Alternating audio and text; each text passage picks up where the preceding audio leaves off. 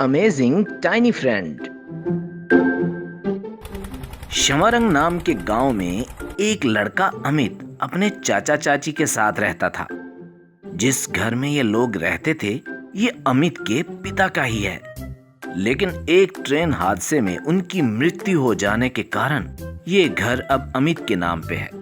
और अमित की आंखों की बीनाई खो जाने की वजह से उसके चाचा चाची अपनी बेटी मोहिनी के साथ अमित की देखभाल के लिए यहाँ आके रहने लगे। उसके चाचा चाची बहुत ही लालची थे और किसी भी तरह ये घर अपने नाम करवाना चाहते थे। एक सुबह जब अमित सोफे पे बैठा नाश्ते का इंतजार कर रहा था तो अमित बोला, चाची जी नाश्ता दे दें प्लीज, आज मुझे बहुत भूख लगी है। तो चाची बोली, क्या कहा? नाश्ता दे दूं? मैं तेरी नौकरानी हूँ क्या? परेशान करके रखा हुआ है। मैंने तो सिर्फ आपसे नाश्ता मांगा है, आप आज इतना गुस्सा क्यों कर रही हैं?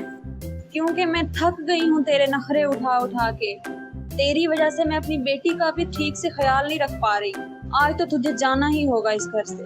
ये कहकर उसने अमित को पकड़ा और घर से बाहर ले गई और पास ही जो ट्रेन का ट्रैक था वहां पे उसे बांध दिया और बोली, ले मर, अब यहीं बैठ के अपनी मौत का इंतजार कर, अंधा कहीं का। ये कहकर चाची वहां से चली गई और अमित जोर जोर से चिल्लाने लगा, बचाओ बचाओ, कोई है जो मुझे बचाए, मेरी मदद करो, बचाओ। इतने में दूर से उसी ट्रैक पे ट्रेन भी आने लगी।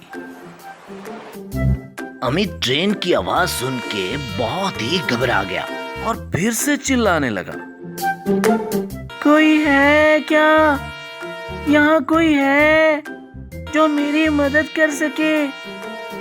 इतने में अमित को एक आवाज सुनाई दी, घबराओ मत अमित, मैं तुम्हें बचा लूंगा। और जमीन से एक बौना प्रकट हुआ। उसने फटाफट अमित के हाथों से बंधी रस्सी को काट दिया और अमित जल्दी से उस ट्रैक से हटकर साइड पे हो गया और ट्रेन तेजी से वहां से गुजर गई। तो अमित बोला, कौन है यहाँ जिसने मुझे बचाया, और तुम मेरा नाम कैसे जानते हो? तो बौना बोला, घबराओ मत अमित, मैं तुम्हारे बारे सब जानता हूँ। मैं तुम्हारी मुश्किलों को खत्म करने आया हूँ और तुम्हारी सभी समस्याएं खत्म करना ही मेरी इच्छा है। इतना ही कहना था कि उस बौने ने अपना हाथ उठाया और एक तेज रोशनी प्रकट हुई। थोड़े ही समय में अमित को सब दिखाई देने लगा और वो बोला, मुझे सब दिख रहा है, अरे मैं ठीक हो गया, हाँ यस मैं ठीक हो गया, लेकिन जिसने मुझे ठीक किया वो कहाँ है? ये कहकर वो घबरा के यहाँ वहाँ देखने लगा। तो बौना बोला, यहाँ वहाँ क्या देख रहे हो? नीचे तो देखो, नीचे। अमित जब नीचे देखा तो उसे वहाँ एक बौना नजर आया। अमित बहुत खुश हुआ और उसका धन्यवाद किया। तो बौना बोला, अब जाओ और अपना हक हासिल करो, और अगर तुम्हें कभी मेरी जरूरत पड़े तो यहीं पे आके मुझे आवाज दे देना, मैं आ जाऊंगा। अमित बहुत ही खुशी खुशी वहां से चला गया। घर जाते हुए रास्ते में उसका चाचा, जिसे सारे माजरे का नहीं पता था, मिल गया और बोला, अरे अमित बेटा, तुम यहाँ क्या कर रहे हो? मैं घर ही जा रहा था तुम्हारे पास। बेटा ये मेरे पास कुछ डॉक्यूमेंट्स हैं, जरा इन पे तुम साइन तो कर दो। ये कैसे डॉक्यूमेंट्स हैं चाचा जी? बेटा कुछ नहीं, ये तो बस तुम्हारी आंखों के इलाज के लिए अर्जी दी थी, उसके डॉक्यूमेंट्स हैं, इसलिए तुम्हारे साइन इस पे चाहिए। अमित ने वो डॉक्यूमेंट्स जब देखे तो वो प्रॉपर्टी पेपर्स थे। अमित समझ गया कि इन पेपर्स पे साइन करवा के चाचा अमित का घर हथियाना चाहता है। ये सोचकर अमित बोला, चाचा साइन तो मैं कर दूंगा, लेकिन आप मेरे साथ आए, मैं घर चल के ही साइन करूंगा। हाँ हाँ बेटा, क्यों नहीं, घर चल के साइन कर दो। तो वो दोनों वहां से चल दिए। चलते चलते अमित घर जाने की बजाय चाचा को लेकर मुखिया जी के पास आ पहुंचा। तो चाचा बोला, अमित बेटा, ये तो हमारा घर नहीं है, हमारा घर तो दूसरी तरफ है। तुम मेरा हाथ पकड़ लो, मैं तुम्हें घर ले चलता हूँ। चाचा जी, मैं जानबूझ के आपको यहाँ लाया हूँ। तो अमित ने मुखिया जी को सारा माजरा सुनाया। मुखिया जी को बहुत गुस्सा आया और तुरंत अपने आदमियों से कहकर चाचा को घेर लिया। फिर मुखिया जी ने पुलिस इंस्पेक्टर को बुलवाकर चाचा और चाची दोनों को जेल भिजवा दिया और अमित को उसका घर वापस मिल गया। और यूं अमित अपने बौने दोस्त से मिलने भी कभी कभी उसी जगह चला जाया करता था।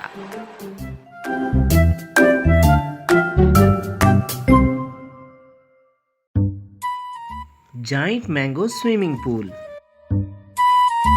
जलालपुर नाम के गांव में कृष्णा नाम का एक व्यक्ति दोस्तों को घर बुला हर वक्त पत्ते ही खेला करता था।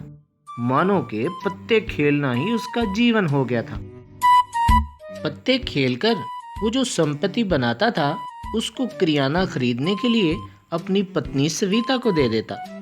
सविता का भाई वीनू, वो भी उसी घर में कृष्णा और सविता के साथ रहता था। कृष्णा की नजर में वीनू एक बहुत बड़ा पनौती था।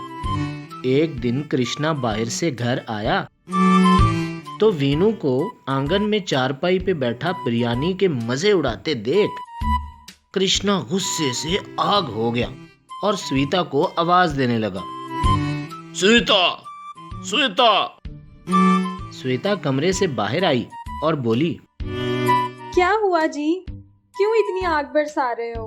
वो आग न बरसाऊं तो क्या फूल बरसाऊं? अजी क्या हुआ, कुछ पता भी तो चले।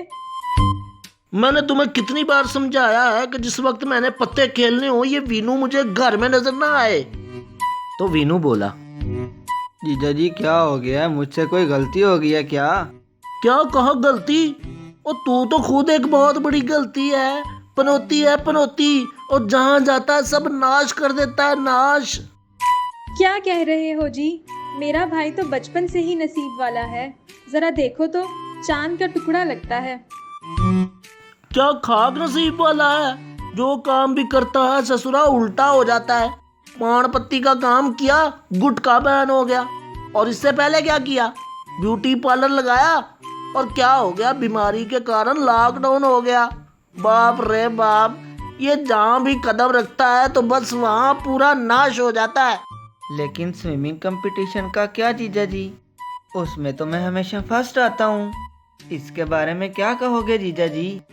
भगवान ने बस वही दिया है तुम्हें, जीवन भर तुम्हें तैरना ही होगा, किनारे तक नहीं पहुंच सकते तुम, यही तुम्हारा जीवन है। अजी ये आप क्या कह रहे हैं, उस बेचारे का दिल टूट जाएगा। इसकी वजह से जो मेरा नुकसान होता है उसका क्या, पनौती जब भी घर में कदम रखता है जीते हुए पत्ते भी हार जाता हूँ। ये सब सुनकर वीनू चुपचाप वहां से जाने लगा। तो स्विता ने एक मैंगो वीनू के हाथ में दे दिया। वीनू ने अपनी दीदी से मैंगो लिया और एक पेड़ के नीचे जा बैठा। मैंगो को मुंह से लगा, उसके रस का आनंद लेने लगा। मैंगो रस का आनंद लेते समय उसे लगा जैसे रसीले आम के रस में मानो के डुबकी लगाकर दूर तक स्विमिंग करने लगा। वाह, मजा आ गया, कितना मजे का है ये। स्विमिंग का दिमाग में आते ही तुरंत उसे जाइंट मैंगो स्विमिंग पूल का एक अद्भुत आइडिया आया। तो अपने आइडिया को ले वो फौरन अपने दोस्त मुरारी के पास पहुंचा। मुरारी उस गांव के एक धनवान व्यक्ति मुखिया जी का बेटा था।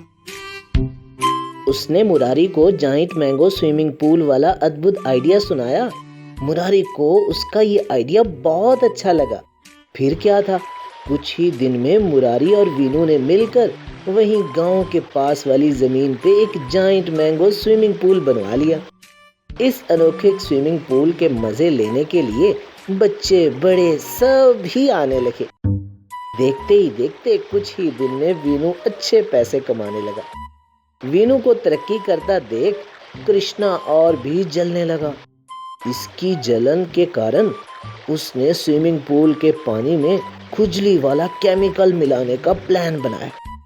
एक सुबह कृष्णा खुजली वाला केमिकल लेकर वीनू के स्विमिंग पूल पहुंच गया और देखते ही देखते सारा केमिकल स्विमिंग पूल में डाल दिया। अगले दिन जैसे ही सभी लोग स्विमिंग पूल में नहाने लगे तो पानी में नहाते समय सभी अपने आप को जोर जोर से खुजाने लगे। सभी को यूं खुजाते देख वीनू आश्चर्य से, हाय राम, ये क्या माजरा है? बाद में वहां लगे सीसीटीवी कैमरा की फुटेज को देख वीनू को सारा मामला समझ में आ गया। पर वीनू जो दिल का बहुत अच्छा था, उसने कृष्णा की इस हरकत का कोई जवाब ना दिया। एक दिन उसी गांव का एक डेंजरस दादा कृष्णा के घर कर्ज की वसूली के लिए आया। देख कृष्णा, चुपचाप आज के आज मेरा सारा पैसा चुकता कर दे, वरना तेरे घर का सारा सामान बेचकर अपना कर्ज वसूल करूंगा, समझा? ये सुनकर श्वेता कृष्णा से बोली, अजी ये तो मुझे बहुत खतरनाक लग रहा है। क्यों ना हम वीनू से पैसे लेकर इसका कर्ज चुका दें। तो कृष्णा बोला, किस मुंह से वीनू के पास जाऊं? मैंने उसके साथ क्या क्या नहीं किया। पनौती कहकर घर से निकाल दिया था। अब किस मुंह से उसका सामना करूं, समझ नहीं आती। इतने में वीनू भी वहां आ गया और सब कुछ आंखों से देख वो उस डेंजरस दादा से बोला, दादा, कृष्णा का सारा कर्ज मैं उतार दूंगा, तुम कल आकर अपना सारा पैसा वापस ले जाना। अपन को तो बस अपने पैसे से मतलब है बिडू, तो चाहे तू दे या ये कृष्णा। ये कहकर दादा वहां से चला गया। वीनू मेरे भाई, कृपया करके मुझे क्षमा कर दो, मुझे अपनी गलती का एहसास हो गया है। पनौती तू नहीं, पनौती तो मैं हूँ। आज इस ताश के चक्कर में मेरा सब कुछ कर्ज में डूब गया। जीजा जी चिंता ना करें, मैं आपका सारा कर्ज कल ही चुका दूंगा। और मेरे पास आपके लिए एक बिजनेस प्रपोजल है। मैं साथ वाले गांव में जाइंट मैंगो स्विमिंग पूल की दूसरी ब्रांच खोलना चाहता हूं। मुझे वहां के लिए एक पार्टनर की ज़रूरत है, तो क्या आप कृपया करके मेरे बिजनेस पार्टनर बनेंगे? ये सुनकर कृष्णा बहुत खुश हुआ और उसने वीनू को गले लगा लिया और फिर से वो हंसी खुशी एक साथ रहने लगे।